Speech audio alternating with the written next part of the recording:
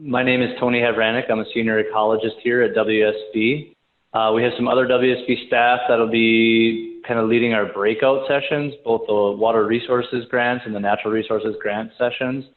So for natural resources breakout, I've got Luke Lundy and Allison Harwood, and they will probably give some introductions to themselves once they start that. And then in the water resources grant section, we've got Earth Evans and Madison Rogers, and they'll introduce themselves during that breakout too. So anyway, really what this is meant to be today is a pretty high-level discussion about planning for grants and successfully executing those grant applications. And it's really just trying to offer some ability to familiarize yourselves as potential grant applicants with the process and some of the available funding sources out there, whether they're local, state, or federal, and some nonprofits. So I think, kind of coming into this spring, at least for me, grant funding was always a really big part of my project work, whether I was helping clients prepare applications and submit them, or working on projects that were mostly supported by grant funds. And with kind of where we're at today with the COVID pandemic and some of the budgetary effects that are resulting from it, it might even become a more important piece of the funding puzzle as entities look to implement some of these natural resources projects that aren't necessarily part of the infrastructure. So really what I'm going to try to do is frame this discussion, at least this initial discussion, in terms of vision. And so just taking an opportunity to think about your entity, whether it's a city or a watershed district or a county or anything else, and think about what are your goals for that entity in respect to water resources and natural resources. Where do you want to be, both in the short term and in the long term? And what kind of projects do you need to implement to meet those goals? And they can be large or small. I think sometimes people get kind of spooked when they look at how big a project might be or how complex it might be. And I don't think that's any reason not to pursue those projects. I know funding can be really tough and planning can be tough and all of the specifics and logistics that fall in between there. But really just trying to stay true to that vision and say, this is where I really see our entity and myself, in a year to 3 and 5 to 10 beyond. And so utilizing that vision process and obtaining or acquiring grant funds to make that a reality is kind of how I want to frame this. And so to do that, I want to give you a specific story, and I'm going to introduce Todd Tuominen. He's the Assistant City Engineer for the City of Champlin. And I've asked Todd to come here today and talk about what his vision was for the Elm Creek corridor and where that meets the Mississippi River.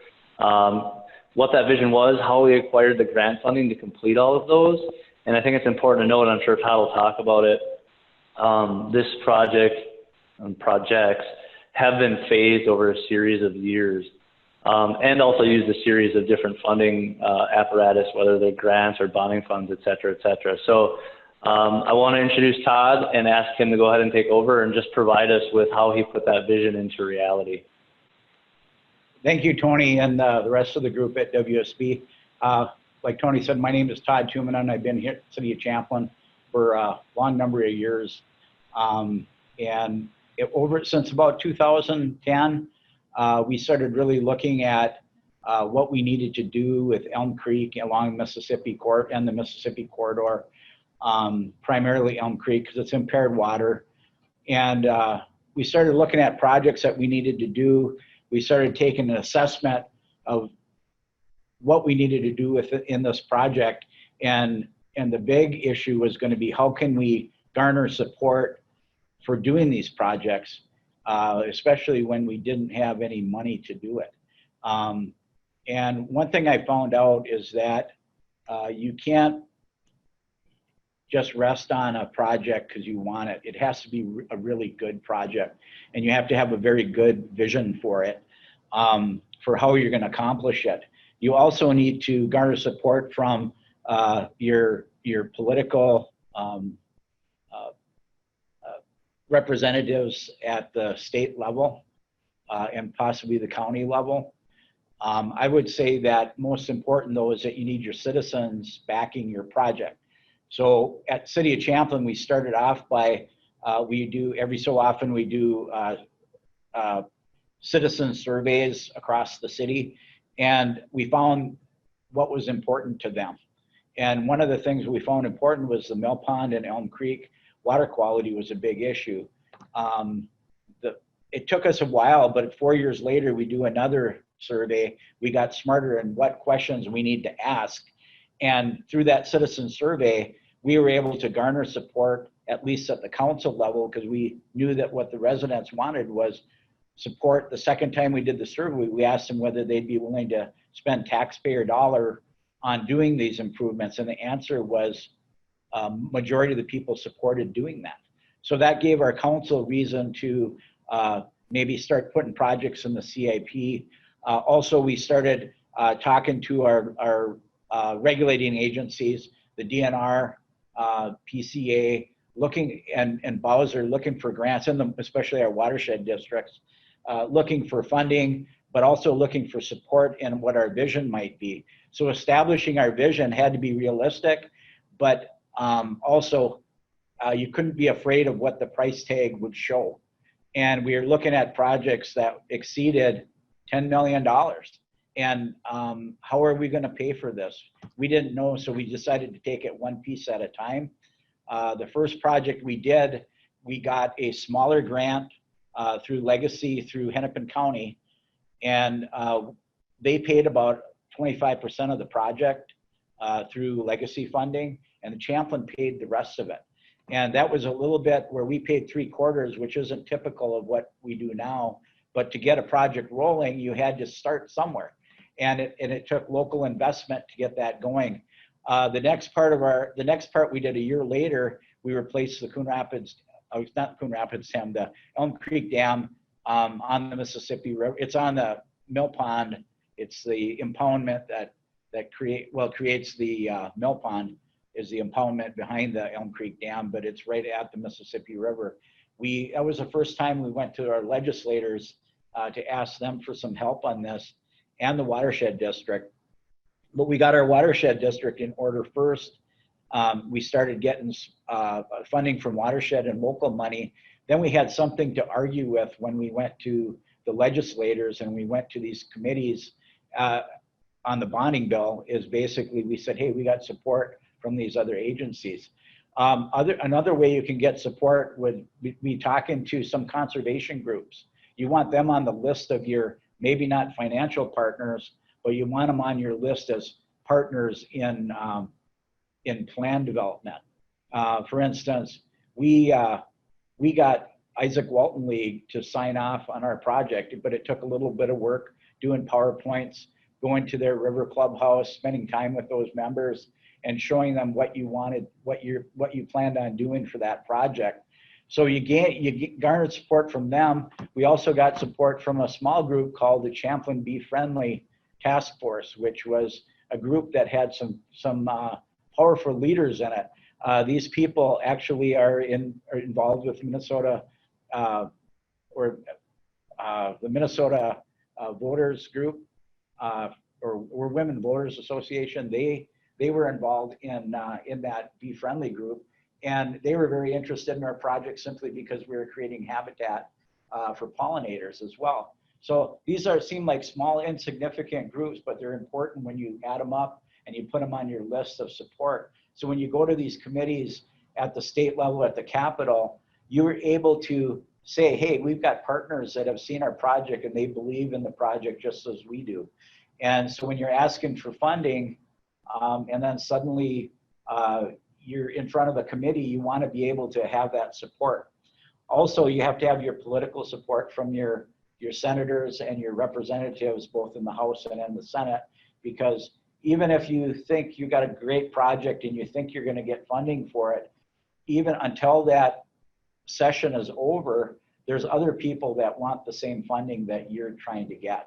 So even though you think you may be locked in, you're not until that session is over. And we've lost money on the last days of the sessions. And but it's really important that you're working hand in hand with your senator and your legislator and your state representative. and that they're sold on what your vision is as well. Other things that we did is we broke the project out into parts. The first one we did was the part that we paid the majority of it for. Then we got the Elm Creek Dam built, and that was we got $3 million from the legislature into the bonding bill for that project. We got some money then from Hennepin County as well, and we were able to build the dam and restore the stream banks along the Mississippi River and the up to the dam area, which was a highly erosive area. So from there, we took it to, we tried to, the big prize was the mill pond, which was approximately a $6 million project. We went back to the legislature again. We went to LCCMR. Rather than going through the DNR and legacy funds, they're limited in the scope that they can give you in money. If you're looking for a large project, you have to go to like the bonding bill, or you got to go to the legacy, Lessard Sam's legacy group directly, because they're the only ones that can grant you more money than what's allotted to these individual state agencies. I would say that we were able to get $2 million from LCCMR, and that's a very good group to be working with. They do require a lot of information, and you gotta kind of do their program if you are working with them. However, they're a great group, and they fund a lot of great projects, and all I can say is that I've had nothing but good things to say about LCCMR and the support that they've had for our projects in Champlin. The other thing is the bonding bill is a huge political hot potato, if I say, but if you can somehow get your way in there and you have strong leadership, it's the way to go on a really large project. And hopefully that you get your council and your legislative support if you're going for a project like that. On Elm Creek, we've got a total of 5 phases of projects. The first one and the dam I consider phase 1. Mill Pond was phase 2. Since that time, rather than going to the LCCMR for smaller grants under $400,000, we elected to go with the DNR and a CPL grant. And with the help of WSB and city staff, we were able to secure enough money to do phase 3 using CPL grants. Phase 4, which is going up into Elm Creek Park Reserve or up to it. That project, I know it's hard for you to visualize this. That project is about a $600,000 project. And that one we will be getting watershed funding along with, again, Lessard funding. If the special session gets approved here under the special session, which is this week, we expect to get another group of funding for that project. That does take legislative action. And you got to be able to weather the political climate that can occur when you're asking for public money.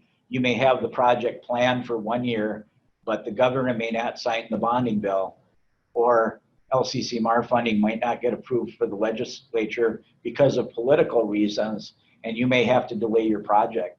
But if you can weather that climate and move forward with your project and have enough flexibility that you can maybe start the plans and get it going, you're a long way down the road then in getting your funding. But you just have to be patient, because there's a chance that you could lose your funding temporarily for a year, or it could get delayed if you are going. One of the things I have to say is that you have to have a really strong, clear vision of what you want to do overall to be able to get it through these committees and get the folks that are on these committees and state groups like LCCMR, to get them to believe in what you believe in is really important.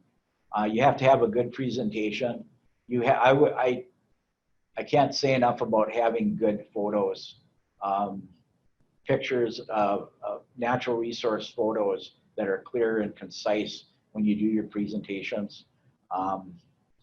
And you have to have a good project to start with, but because you're not going to get funding without a good project. But once you have your support, you get your political support, you're able to have support from your council so you can get some funding in, because you're not going to get your money unless you're willing to put something in yourself. So these projects, even though you might be paying a minority share, it's important that you're funding these projects, at least in part. So with that, I'm going to conclude my comments, and if anyone else, Tony, if there's anything else you'd like me to cover, I can certainly do that.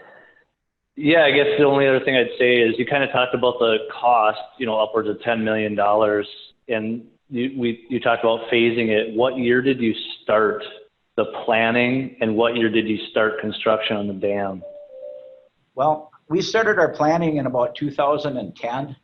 What I did is I invited every regulating agency that I could think of out to the mill pond for a tour. And to the surprise to the PCA, they were happy to come. They never get invited anywhere. And instead of 2 people coming, there's actually 10 people came. And nobody really invites the PCA out to their city at all, but we did.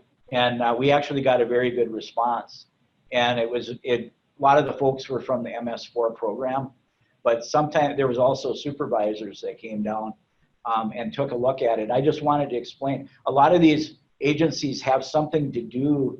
There may be a voting member of one of these agencies on, let's say, the Bowser group when they decide which projects get funded. They may pick people from certain agencies to be part of that group that helps selects and makes recommendations of your project. So in 2010, we had the group come out, and we wanted to make sure our area hydrologists at the DNR knew what our vision was as well, and that they at least bought into this too.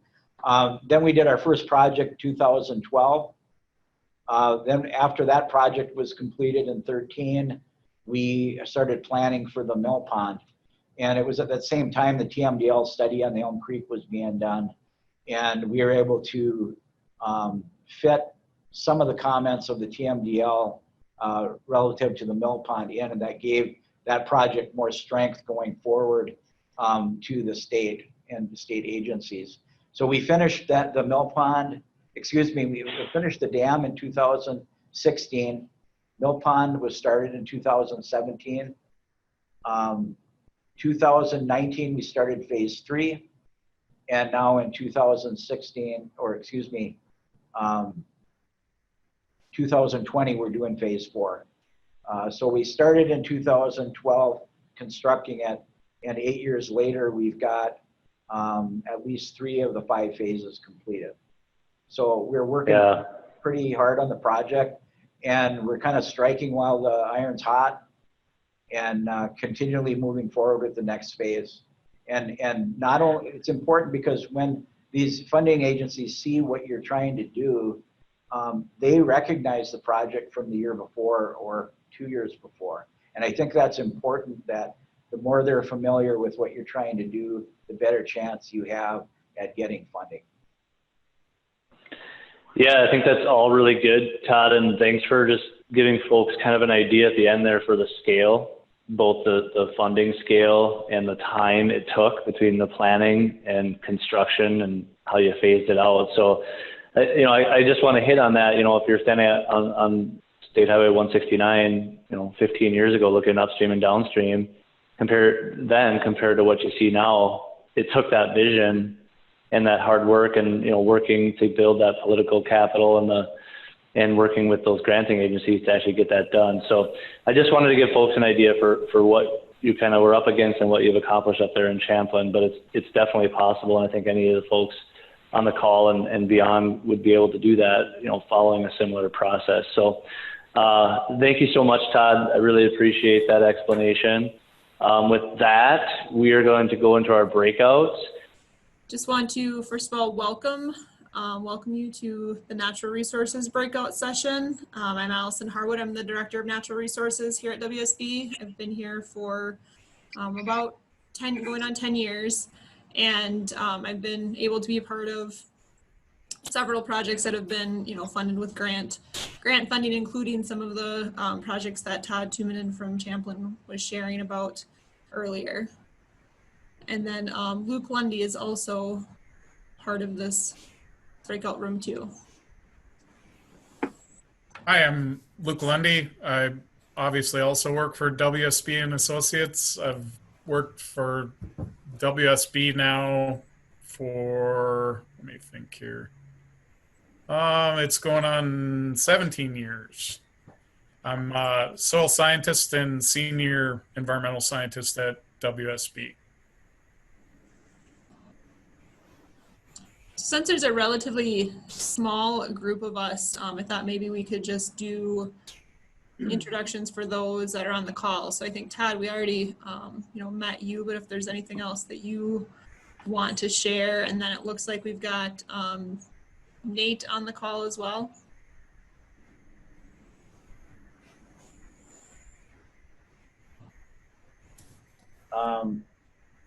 Yeah, I mean, I think natural resources on the projects that we've done have been a huge driving force behind doing it. People want clean water, they want a natural environment.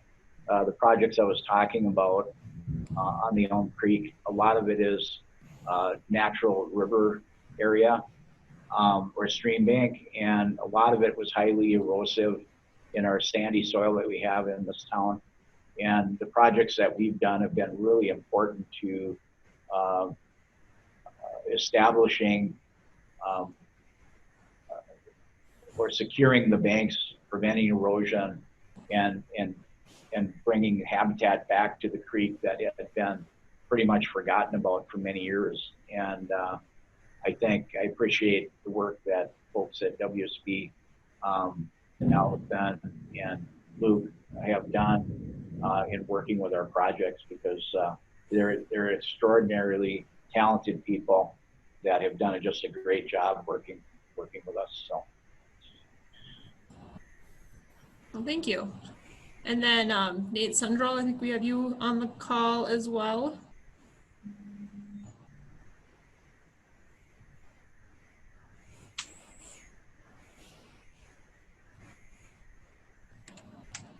So one of the things that we wanted to talk about today is, and Todd touched on this a little bit, is making sure that the projects that are in your vision are part of some sort of plan. And so, Luke, I can turn this over to you, and you can share a little bit more on how to make sure that those projects are in a plan.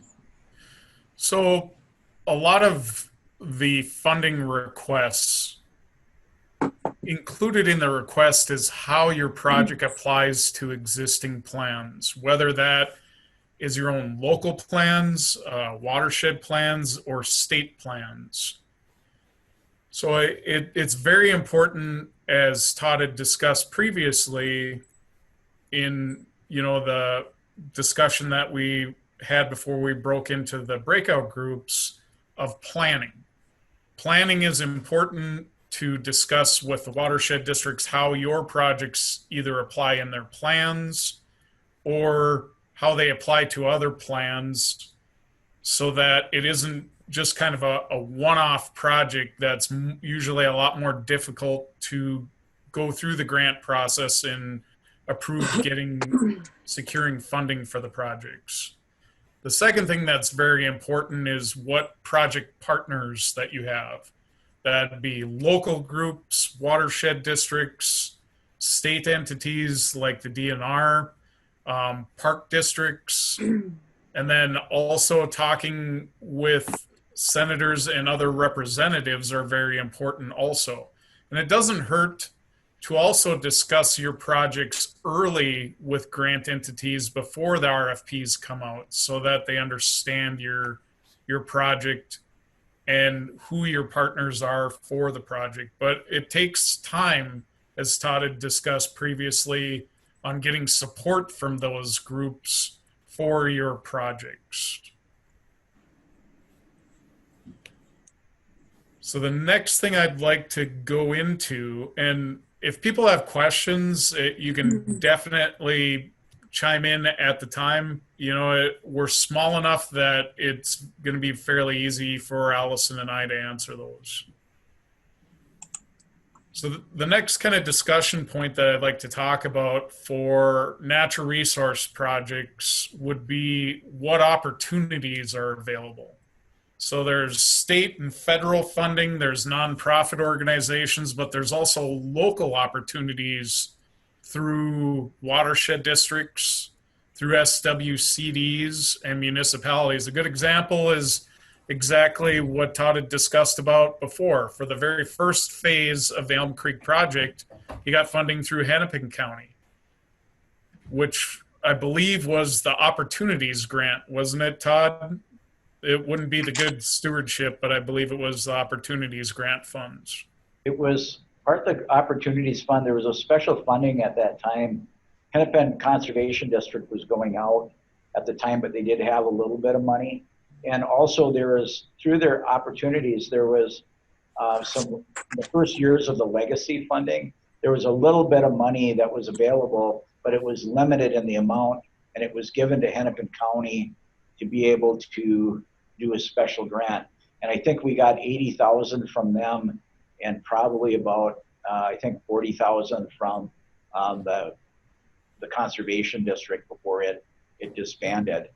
And that was a total of about, I think it was right about $80,000 to $100,000, $120,000 out of a $400,000 project.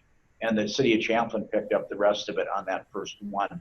After that time, the balance shifted where we were a minority funder, and the other fund, larger, the state agencies and the special funds groups like the LCCMR funding, which they decide where the environment and natural resource funds from the scratch-off tickets go.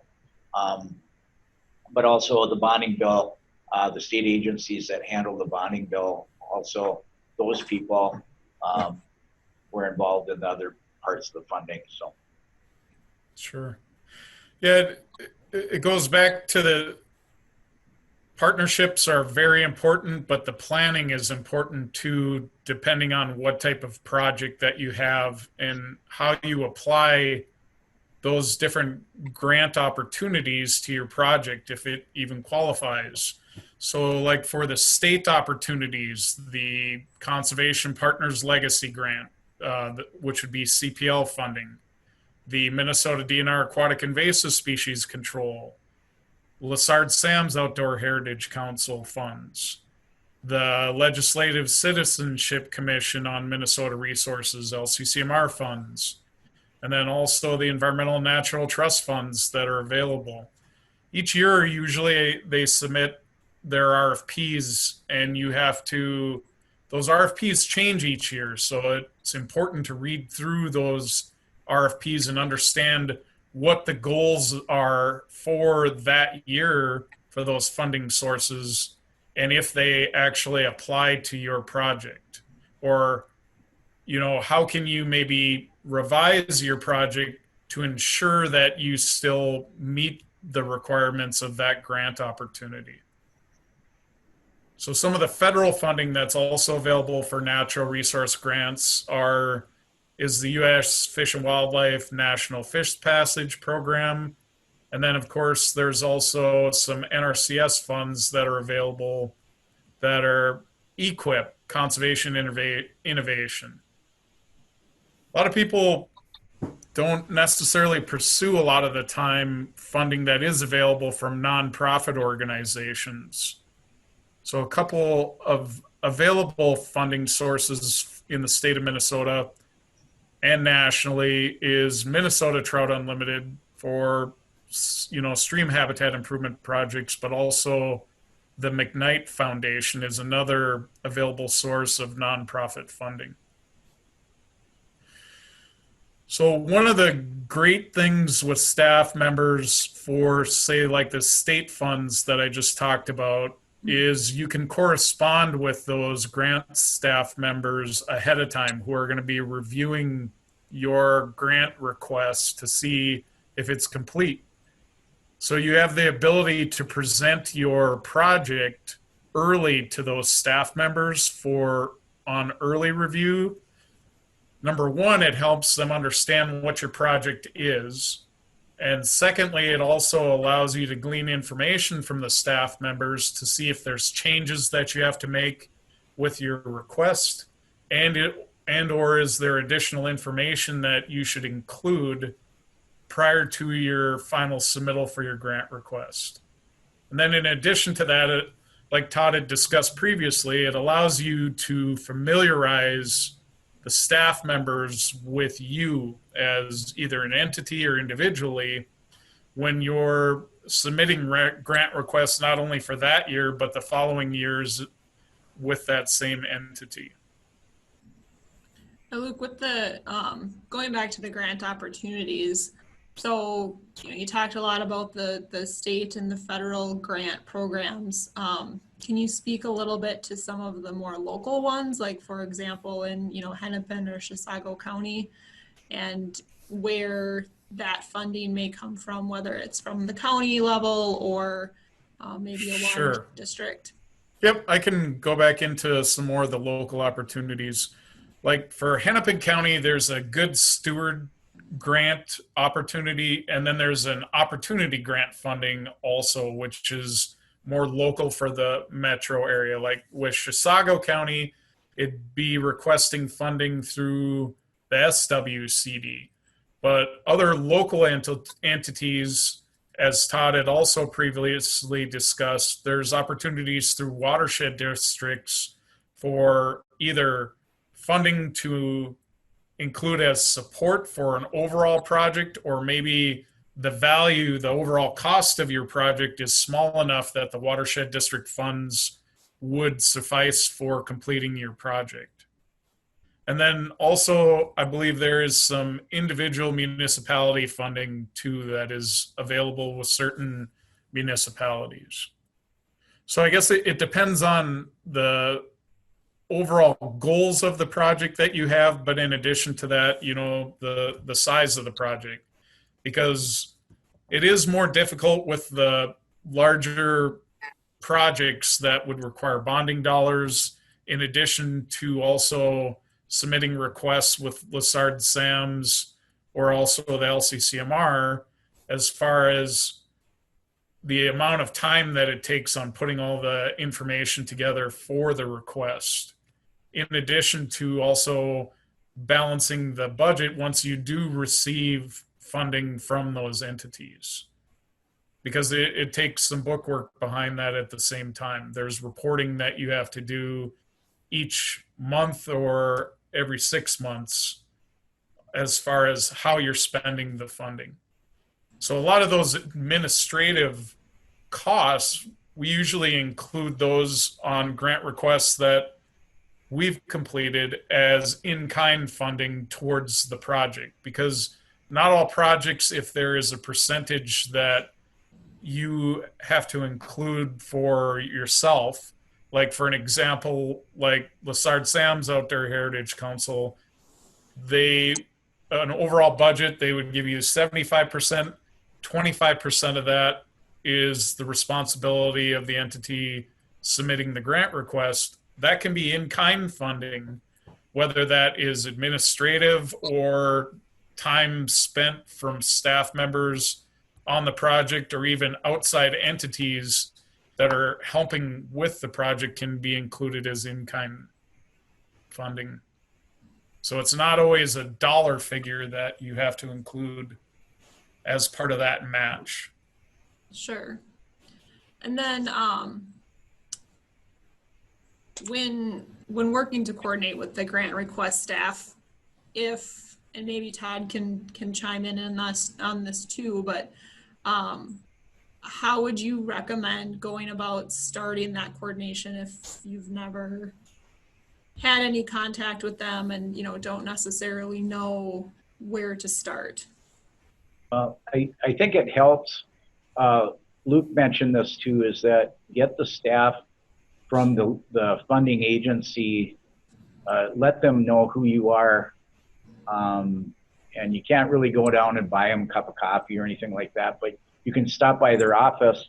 And if you've got a small PowerPoint of the areas, it might just be something with photos on it and some goals that you might want to do with aerial photos. You can kind of show them what you're trying to do, and they'll watch that with you, and they'll give you suggestions on what they think is important when you apply for that grant for them, for their agency, and for that funding group. And it just, the more they know you, the better it goes. And then what happens in time is that it creates traction. So when you are working with them for the next project, even if you didn't get it, they're familiar with you, and you gain traction just with them knowing that you have a goal that's worthwhile. And that's so important, because you're not going to get funding for a project on a whim. It's not going to happen. You need to be dedicated to it.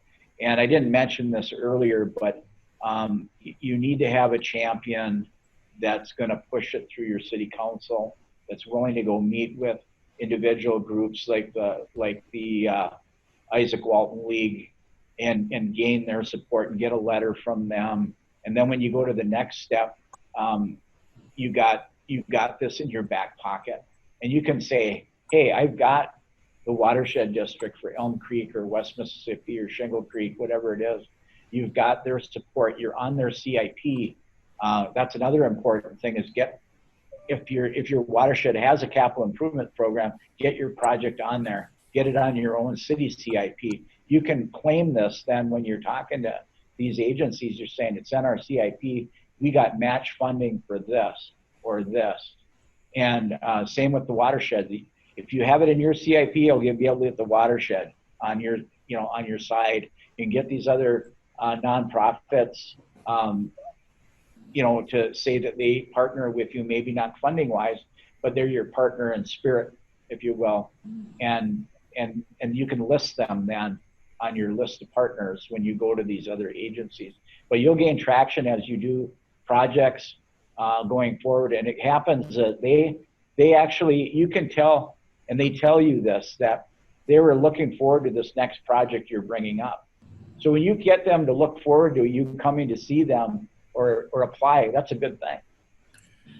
It's significantly important to be able to address that in your project and how it applies to those existing plans. Todd, time and time again, we've talked about, let's at least go talk to this grant, entity ahead of time, even before the RFPs come out, just so that we can talk about the goals, the overall goals of the project, especially the Elm Creek project with as many phases as that has been, and how important it is for those individual staff members to understand that. And it's really nice to have that taken care of ahead of time prior to you doing the grant request. Yeah, definitely. If, I guess my next follow-up question for you would be choosing the funding type, choosing which grant is best suited for your project. Are there specific grants that, and I know you mentioned that it kind of depends on the year and you need to review that, but are there specific grant types that are more suited toward certain types of natural resource projects? Well, that's a good question. These are all natural resource projects. The Minnesota DNR aquatic and invasive species, that basically, in a nutshell, explains exactly what it's for. It's for aquatic and terrestrial species management. But each one of these grant requests have kind of a different overall range of where they would apply for certain amounts of funding, like the Conservation Partners Legacy Funds. For the traditional portion of that ranges from $50,000 to $400,000. So if your project is more costly than the 400,000, then you would be moving into that Lessard Sam's Outdoor Heritage Council grant request, which is the larger one, or also the LCCMR request, or the Environmental Natural Resources Trust Fund request. So they do break that down. The nice thing about the Conservation Partners Legacy Grant is there's 3 different specific funding requests that you can go after with them. One is the expedited, which is up to $50,000, and you can request that any time of year. And then it goes from the Metro and traditional funding requests, which is twice a year. That ranges from that $50,000 to $400,000 level, and you can get a lot of work done for that, overall cost. Mm-hmm. The nice thing about that is it's twice a year, but in addition to that, it allows you to possibly phase your project and maybe go after those funds, maybe more than one phase in 1 year is basically kind of my point with that. Sure. So we just have a few minutes left. Nate, do you have any questions, or do you want to share a little bit? I know in your email you had mentioned something about wetland restoration.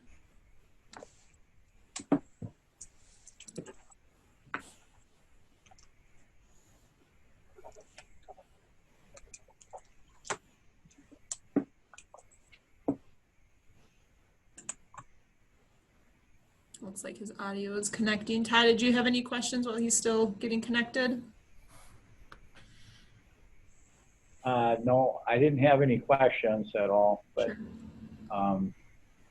I do know that it's important to match your project to the type of funding that they're looking for. Yep. And the size of the project really matters, but also I wouldn't be afraid to do smaller projects leading up to the big prize. I think it gains you traction when you actually are looking for the big project. If you've done smaller projects leading up to it, it shows that you can manage a project like that. Your city can fund and work with interagency funding, and that it just gains confidence in moving forward with you and what your request will be for that bigger project. That's a really good point also, Todd. A number of the requests, Allison, also talk about your previous experience with management of grant funding. So yeah, starting out with smaller grants, if you haven't really applied for very many, is a good idea. Yeah, they always ask about your experience. Every grant I've had, they ask about what your experience is with other projects like this.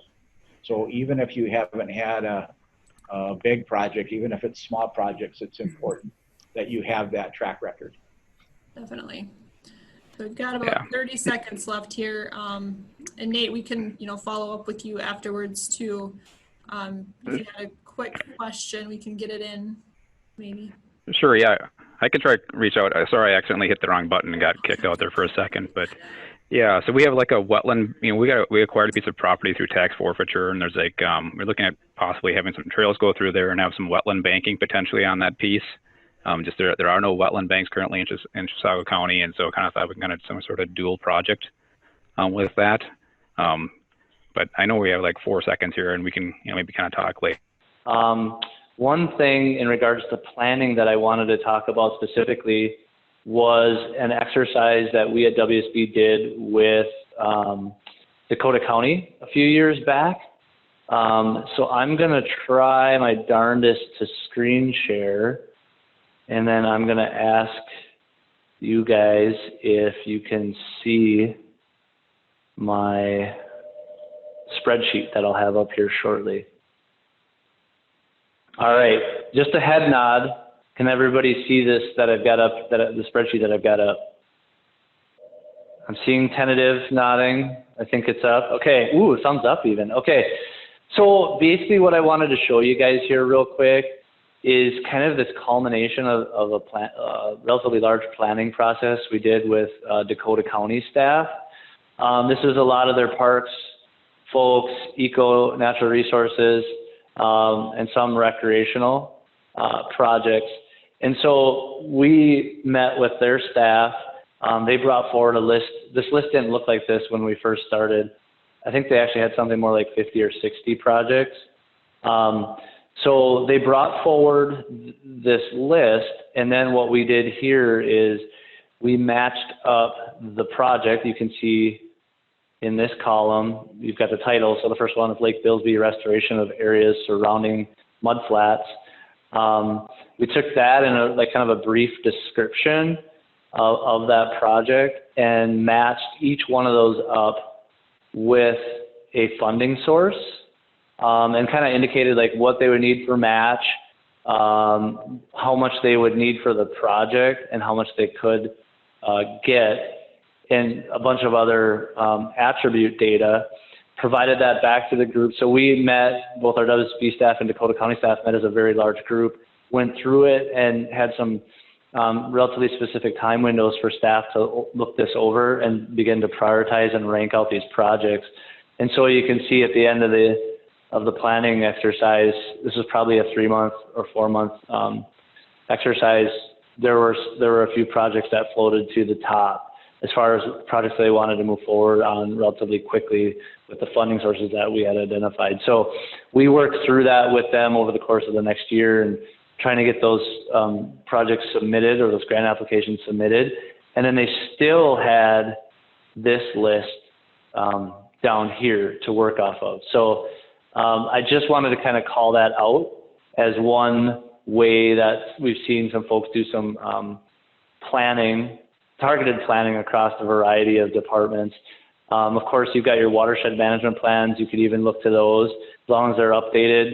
City surface water management plans and SIPs are also good ones to make sure that you identify the projects. And what I showed you there just goes one step or 2 steps further to identify what grants might work and how much you could actually get for those. Another thing, and I kind of alluded to it in the water resources breakout, is try to speak with the granting agency. I do it all the time. Typically, you'll have a project officer or somebody listed that you can ask questions about. I try not to do it so much during the RFP stage. Typically, they're going to say like you can't speak with those folks. You have to submit questions online, and then everyone gets a chance to see those responses. But after the RFPs over and projects have been selected, during that time between then and the next RFP, I might give them a buzz or shoot them an email and say, hey, I'm working with client so-and-so. Be really interested to know what you think about this project, especially if it's on the periphery, or it might be something that I think, oh, maybe it won't get funded. I might get additional ideas from them to pursue some additional grant funding sources. Plus, it builds a relationship with the staff. And like Todd said, they become familiar with your project when it comes time for scoring. One other thing is remember your in-kind matches. Not all grants will allow you to use in-kind to meet your matching requirement, but on most of the grants that I work on, we'll use that. That can be, your staff, the use of equipment, and it'll usually spell that out in the grants protocol. But I see a lot of applications where those aren't included, and it's a pretty easy way to rack up some in-kind match. One of the last things then I wanted to hit on was partnerships. And so trying to develop partnerships across a larger network to accomplish your projects, it can make it easier to get the funding that you need, right? So if you've got a 25% match, that's $100,000, and you need, you could split that between 5 folks instead of just you doing it alone. It really makes a lot of sense. So developing those partnerships to come up with ideas as well, and for that political buy-in is huge. And just 2 quick examples of that. One of them that I worked on was a Long Lake Creek Restoration Partnership. And so that focuses on that Long Lake Creek watershed on the north side of Lake Minnetonka. And basically what we did is we took an existing watershed district plan just for that sub-watershed, and we looked at some projects and issues that needed to be accomplished. And those entities, the Minnehaha Creek Watershed District, City of Orono, City of Medina, and the City of Long Lake, all passed formal resolution to become part of this partnership. It wasn't saying that they'd spend any certain amount of money or require them to do anything. It just said we'd try to meet 2 times a year to talk about this. And through that, a nonprofit, the Long Lake Waters Association, was formed. And they've been pretty good about moving projects forward and helping with the community outreach and education. So we've already got a few projects done. We got a pretty big grant, about a year and a half or so ago through Bowser to do some additional diagnostics. And then we'll be using all that data for some additional planning and actual on-the-ground projects. So that worked out really well. One other one was one I worked on years ago to reestablish or restore some wild rice in northwest Wisconsin. And it was the same thing. I didn't have all the answers, and I knew we didn't have all the funding, but I reached out to a number of state, local, and federal partners to try to really form this project and see if we could get this thing off the ground, get the data we needed, and start implementing. And so that project started in 2008, 2009, and it was the St. Croix Chippewa Clam Lake Association, Burnett County, Wisconsin DNR, the Fish and Wildlife Service, and the Great Lakes Indian Fish and Wildlife Commission.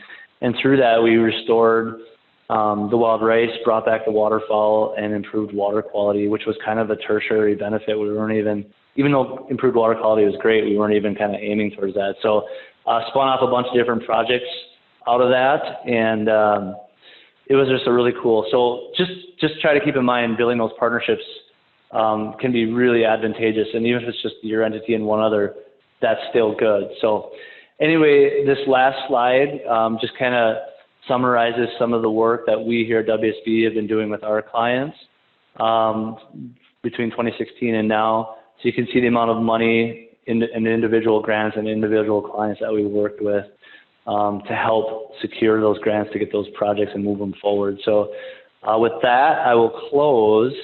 I think I saw something that we could maybe do another 5 to 10 minutes if folks have any questions now. But like I said, we'll also have our contact information available. And if people want to just get a hold of us through email or phone, that's fine too. And we can take the time to walk through any specific projects you might have. I think we can go ahead and close this meeting. And I sure wish all of you good health. And I hope you all are doing well, and good luck in your grant pursuits and your project work for the remainder of 2020.